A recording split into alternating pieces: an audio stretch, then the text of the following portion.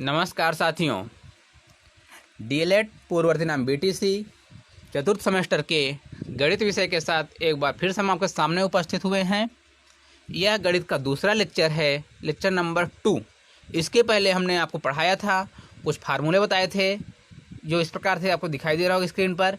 इसके बाद हमने एक प्रश्न दिया था, ये प्रश्न आपको दिया था कि आप करेंगे, किया हो तो आप आंसर कमेंट किए होंगे, नहीं किए हैं तो कमेंट किया करिए। क्लियर है? आप लोग वीडियो देखते हैं, हमें अच्छा लगता है, ठीक है। तो आज के प्रश्न में देखिए, जो आपको वीडियो प्रश्न दिया गया था, आपने किया नहीं किया तो देख लीजिए।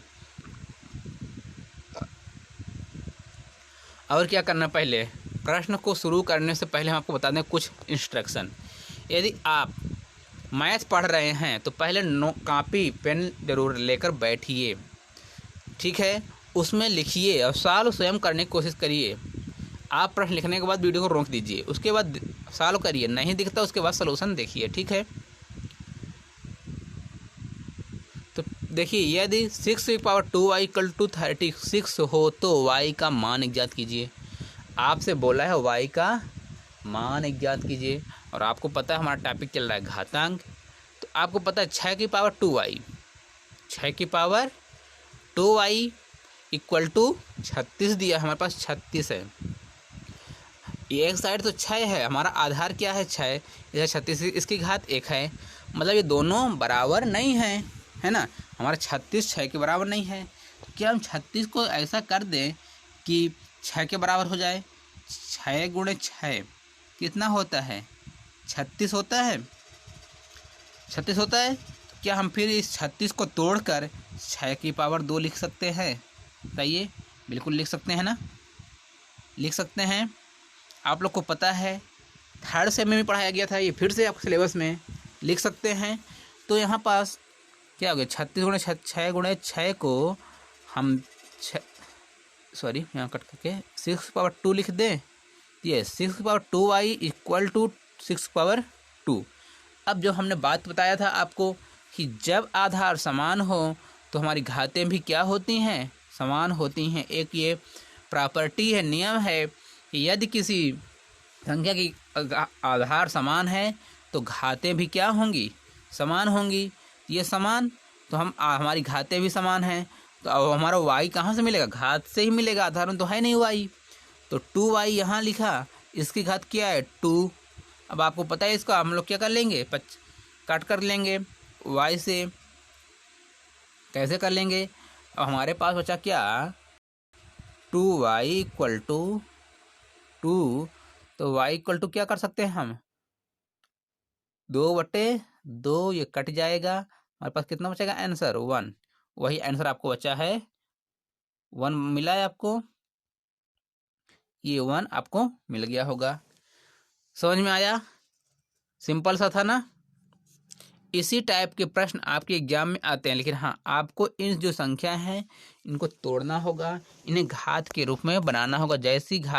जैसा इसका बेस है वह बेस बनाना होगा। इसके लिए आपको प्रैक्टिस करनी पड़ेगी, आपको सभी फैक्टर करना आना चाहिए। क्लियर है? ये हमने आपकी बुक से लिया है क्वेश्चन, उदाहरण 1 है, बहुत ही महत्वपूर्ण प्रश्न है। प्रश्न में लिखा है, स्क्रीन पर आपको दिखाई दे रहा होगा कि प्रश्न में क्या लिखा है। 3⁴ × 4 × 10 5⁻2। ध्यान दीजिएगा, प्रश्न है तो थोड़ा धुंधला दिखाई दे रहा हो तो सुन लीजिए। 3⁴ × 4 × 3 × 10 5⁻2 बटे 6⁻2 × 10⁻2 × 15⁻2, है ना। समझ में आया इतना प्रश्न? अब बोलते हैं इसको सरल कीजिए। प्रश्न आपको समझ में आ गया है तो इसको हम लोग तोड़ सकते हैं। क्या कर सकते हैं? तोड़ सकते हैं। ऊपर क्या लिखा है? 3 लिखा है, ठीक है, वो टूटेगा नहीं, वो टूटेगा नहीं। 4 है, 4 को तोड़ सकते हैं ना।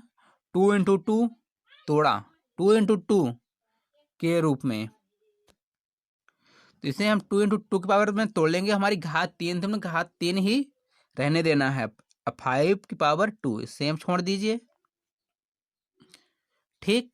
उसके बाद 6 है आपके पास, 6 को तोड़ लीजिए।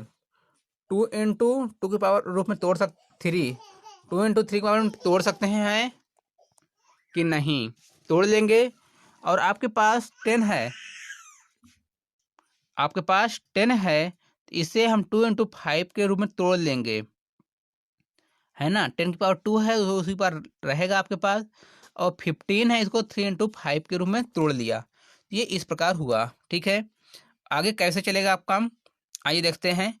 जब ये हुआ तो इस 2 की पावर 2 को हम 2 की पावर 2 कर पावर 3 कर दें, और इन सभी को इस प्रकार लिखा रहने दें, सभी को अलग अलग कर देते हैं, ठीक है। अलग अलग करने के बाद क्या करेंगे, आपको हमने बताया था, जो जिसके साथ है, जो जिसके साथ है, आपको पता है यहाँ पर 3 की पावर 4 है, क्या है, 3 की पावर 4 है। अब नीचे भी हमें 3 ढूंढना है, एक 3 यहाँ है, एक 3 यहाँ है, और आपको पता है 3 की पावर 2 इंटू 3 की पावर 2 है। इसको हम इस प्रकार भी लिख सकते हैं, 3 की पावर 4। घातें हमारी क्या होंगी, जुड़ जाएंगी, जुड़ जाएंगी, है ना। तो हम क्या समझ लेते हैं, 3 की पावर 4 नीचे भी हो गया। अब दूसरा टर्म क्या है, 2 की पावर 2 है हमारे पास, क्या है, 2 की पावर 2 है, 2 तिहाई 6, ऊपर मान लेते हैं 2 की पावर 6, 2 तिहाई 6, तो नीचे 2 एक यहाँ, एक 2 यहाँ, कितना हो जाएगा, 2 2 4, 2 की पावर 4 हो रहा है।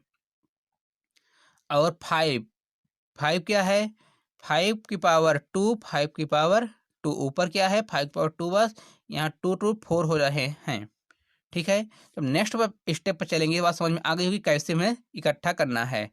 तो 3 की पावर 4 ऊपर है, नीचे 3 की पावर 4 है, ऊपर ले जाएंगे, आपस में घट जाएंगे। तो 3 की पावर 4 माइनस 4 2, 2 की पावर ऊपर 6 है, नीचे 4 था, ये हमने 2 की पावर 4 लिया, तो ऊपर गया 4 माइनस 6। अब ऊपर 2 की पावर 5 था, नीचे 2 सॉरी 5 की पावर 2 था, नीचे 5 की पावर 4 था, तो क्या करते हैं, नीचे ही ला लेते हैं उनको ना, 5 की पावर 4 माइनस 2 कर देते हैं। तो ये घट कर कितना हो जाएगा, 3 की पावर 4 माइनस 4 0 हो जाएगा, 2 की पावर 6 माइनस 4 2 रह जाएगा, 5 की पावर 2 हो जाएगा। तो इसको हम लोग सॉल्व करेंगे, किसी की संख्या की पावर 0, 3 की पावर 0 1 होता है, 2 की पावर 2 4, नीचे हो जाएगा 25, तो हमारा आंसर क्या आ गया है, 4/25। बात समझ में आई, ना समझ में आई होगा कमेंट बॉक्स में जरूर कमेंट करिएगा। हमारे साथ समझ में नहीं आई है, फिर से बताने की कोशिश करिए, हम और सरल तरीके से बताने की कोशिश करेंगे। क्लियर है।